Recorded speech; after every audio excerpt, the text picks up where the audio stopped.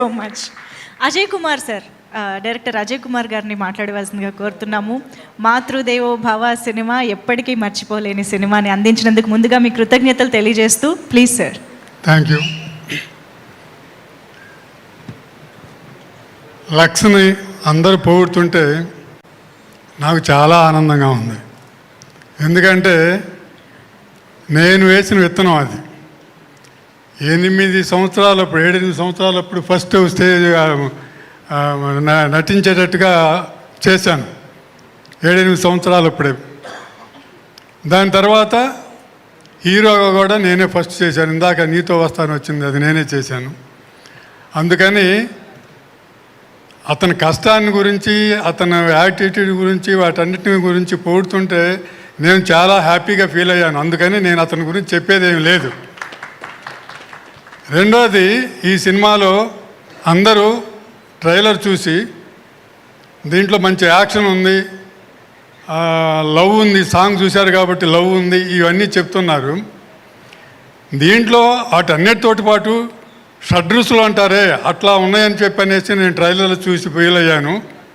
దాంట్లో ambulance hospital 2 చూపించారు. అంటే డెఫినెట్గా సెంటిమెంట్ అనేది 100% ఉందనేది అర్థమవుతుంది. ఎప్పుడైతే సినిమాలో సెంటిమెంట్ ఉంటుందో అది ఒక పీక్ లెవెల్కి తీసుకెళ్తుంది. ఫైట్స్ ఉన్నా, లవ్ ఉన్నా, ఏది ఉన్నా సరే, ఏ సినిమా అయినా సరే సూపర్ హిట్, బంపర్ హిట్ కావాలంటే సెంటిమెంట్ అనేది ఇంపార్టెంట్. ఆ సెంటిమెంట్ డెఫినెట్గా ఉందనేది అర్థమవుతుంది. సో డెఫినెట్గా ఈ సినిమా హిట్ అవుతుంది.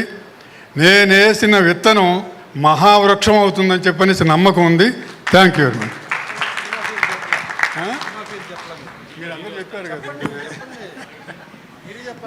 మీ నోటి ద్వారా కూడా వినాలని. ఓకే,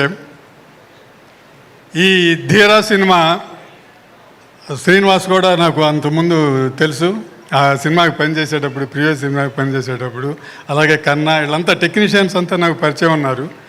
సో వాళ్ళు డెఫినెట్గా టాలెంట్ ఉంటున్న వాళ్ళు అనేది చూస్తే అర్థమవుతుంది. అసలు దీంట్లో ఎంత బాగుంది, క్వాలిటీ కానీ అంత చూస్తుంటాయి.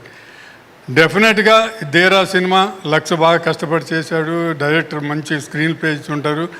పాయింట్ కూడా కొత్తదనం ఉంది కనపడుతుంటే. సో డెఫినెట్గా ఈ సినిమా, ధీరా సినిమా డెఫినెట్గా హిట్ అవుతుంది. అందరూ 2వ తారీఖు థియేటర్లో చూసే,